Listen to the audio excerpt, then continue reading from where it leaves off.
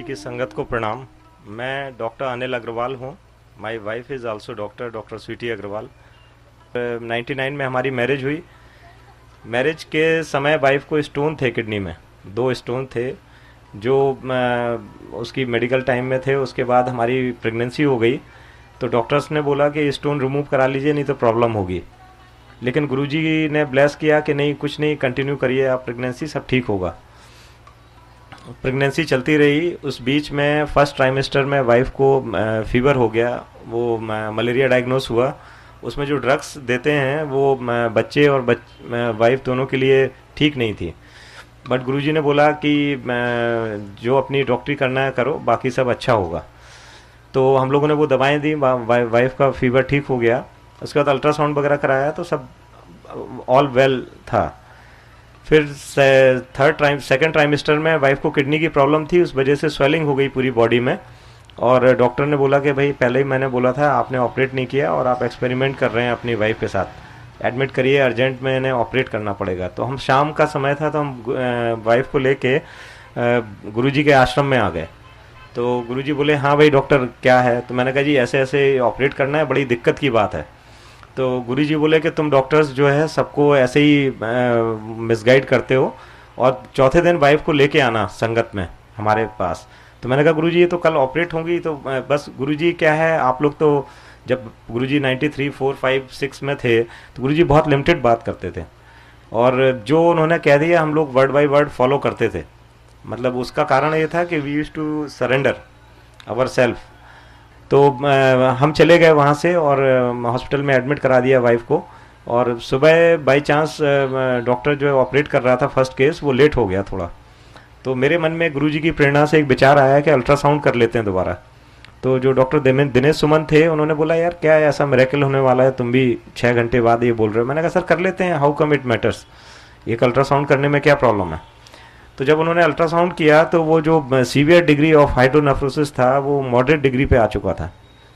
तो क्योंकि ऑपरेशन भी लेट हो गया था तो उन्होंने कहा आप शंट नहीं डालते हैं, कल रिव्यू कर लेंगे दोबारा वाइफ को।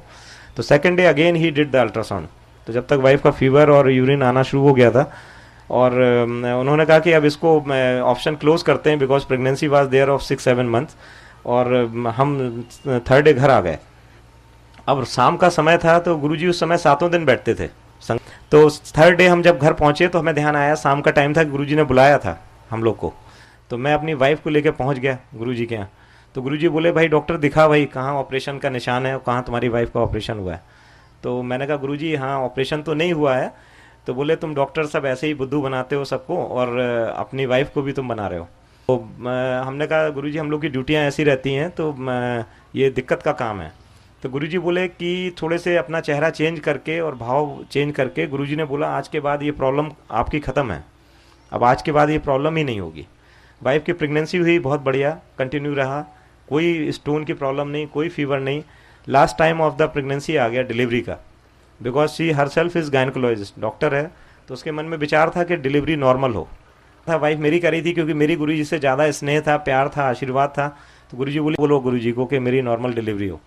तो गुरुजी ने बुलाया मेरे को, बोले भाई डॉक्टर क्या डॉक्टरी कर रहे हैं यहाँ पे।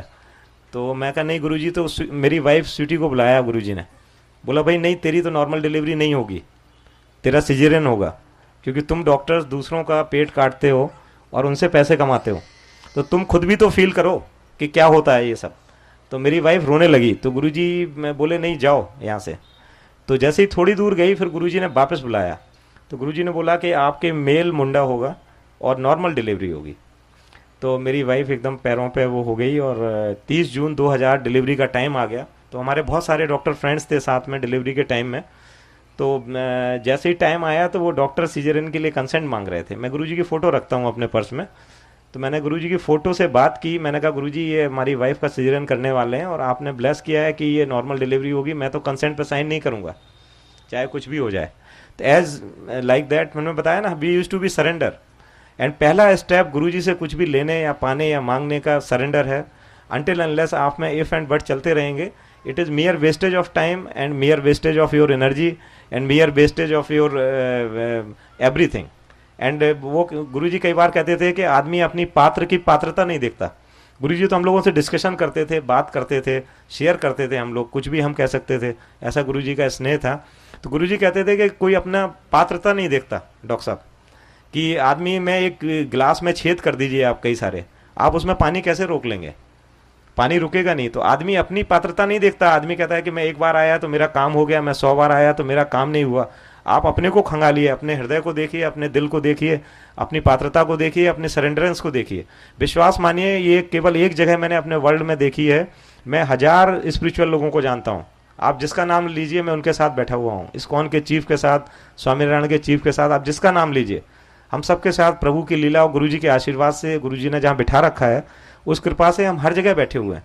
ऐसी संगत जहाँ रिक्शे वाले से लेके मिनिस्टर और मिनिस्टर से लेके प्राइम मिनिस्टर सब एक प्लेटफॉर्म पे बैठते हों, सबको एक भाव, एक नज़र और एक समभाव से देखा जाए, ऐसा अगर कोई स्थान आपको पता है तो आप हमें बताइए। और मैं विश्वास दिलाता हूँ आपको, ऐसी ना जगह कहीं है ना मिलेगी जहाँ पे आपके रिलेटिव, आपके रिश्तेदार छोटे पड़ जाएंगे और गुरुजी के संगत के लोग आपके काम आएंगे। और गुरुजी ने सब में जो स्नेह और प्यार महसूस किया है, आप विश्वास मानिए गुरुजी इस समय यहीं पर हैं। आप फील करिए, आप फील करिए, सब गुरुजी यहीं हैं। गुरुजी इस समय इस जगह पे हैं, विराजमान हैं। आप विश्वास के साथ इस बात को फील करिए। गुरुजी जरूरी नहीं किसी से बात करते हो, गुरुजी जरूरी नहीं किसी से कोई बात नहीं हो पाए। ऐसे ऐसे एग्जाम्पल हैं जो बैठ के चले जाते थे चुपचाप आश्रम में और उनके काम हुए हैं। फिर गुरुजी उनसे कहते थे यार मिठाई तो खिलवा दो भाई, तेरा ये काम हो गया अंकल, तूने बताया नहीं। सोचिए आप, तो ऐसे ऐसे लोग हैं, मिरेकल हैं कि गुरुजी ने उनको बताया। उसके बाद जो है हमारी वाइफ का ये प्रेगनेंसी हो गई, कंप्लीट हो गई और वो नॉर्मल डिलीवरी हो गई। उसके बाद गुरुजी ने मेरे से मुश्किल से 3 महीने बाद बोला कि डॉक्टर साहब मुंडे ले लो एक और। मैं कहा गुरुजी अभी तो हम दोनों वर्किंग हैं, ये तो बड़ी समस्या की विषय है। गुरुजी बोले भाई अगर अभी नहीं लिए तुमने तो फिर तुम्हें 2 लेने पड़ेंगे, तेरे को 2 मुंडे लेने पड़ेंगे। तो मैं कहा गुरुजी हमसे मजाक करते थे कई बार, तो हमें लगा ऐसे ही मजाक में कह रहे हैं गुरुजी। बट वो 8 साल वाइफ प्रैक्टिस में थी, मैं वीआईपी ड्यूटी में था, तो ऐसे ही निकल गया। एंड बिलीव मी 2007 को प्रेगनेंसी हुई, 26 अगस्त 2007 को बच्चे ट्विंस पैदा हुए और ट्विंस बच्चे पैदा हुए और 7 मंथ्स में हुए। मिरेकल है गुरुजी का, विश्वास मानिए। हमारी मेडिकल साइंस फेल है और गंगाराम में एडमिट कराए, 7 महीने में बच्चे हुए। विश्वास मानिए एक दिन भी आईसीयू नहीं गए। And the children are here, I have brought them together. You see the children, they are so sharp, intelligent, and ये कोई शक्ति नहीं है। एक दिन गुरुजी बोले भाई तुम डॉक्टर हो, मेरा अल्ट्रासाउंड कराओ आज। तो मैं जैन गाड़ी थी मेरे पास, तो बोले भाई जैन लगाओ डॉक्टर तुम गाड़ी। तो मैं एकदम परेशान सा हो गया, मैंने कहा यार गुरुजी मेरी गाड़ी में कहाँ बैठेंगे, मैं चित विचित सा हो गया थोड़ा। थोड़ी देर में गुरुजी पैदल आए। तो गुरुजी कभी भी, आप लोग को शायद पता नहीं हुई, मैंने आंखों से देखा है, गुरुजी कभी भी घूमते थे तो उनके पैरों पे धूल नहीं लगती थी, मिट्टी नहीं लगती थी। ये बिल्कुल मैंने अपनी आंखों से देखा हुआ है। हम लोगों ने मजाक में अपने एक्सपेरिमेंट किए हुए हैं गुरुजी के साथ। गुरुजी के जूते उतार के अपनी शर्ट पर रगड़ दिया देखने के लिए। सोचिए आप, गुरुजी ने इतना ज़्यादा, गुरुजी को कुछ नहीं, एक शुद्ध आत्मा चाहिए थी। गुरुजी को कोई पैसे वाला नहीं रिझा पाया, कोई कुछ नहीं रिझा पाया। तो गुरुजी का मैं अल्ट्रासाउंड कराने चल दिया। मेरे मन में विचार आया कि आज तो अपनी गुरुजी बड़ी परीक्षा ले रहे हैं, लेकिन पता नहीं, गुरुजी की बातें हम लोग सरेंडर से करते थे। मैं पहुंच गया आर्मी हॉस्पिटल, आरआर हॉस्पिटल। मेरे को लगा ये सरकारी आदमी या प्राइवेट तो बदमाश होते हैं, ये कुछ गड़बड़ कर देंगे, तो आर्मी वालों के पास चलते हैं। तो वहाँ हमारे लिंक में लोग थे, तो हम पहुँच गए। एक और अंकल थे आर्मी के, तो गुरुजी उनसे बोले भाई तुम बात करो जल्दी से, मेरे पेट में दर्द है, अल्ट्रासाउंड करो जब तक मैं डॉक्टर साहब के साथ टहल रहा हूँ। तो गुरुजी बड़ी फास्ट चल रहे थे उस पूरे लॉन में, हाफ पैंट में, शॉर्ट में। तो जैसे ही वो डॉक्टर आया तो उसने बोला भाई पेशेंट कौन है। तो मैंने जैसे ही लिटाया, तो जैसे डॉक्टर्स की फीलिंग होती है ना, बोले इसकी शर्ट हटाओ। मैं कहा मेरे गुरुजी हैं, थोड़ा आराम से बात कर लीजिए आप।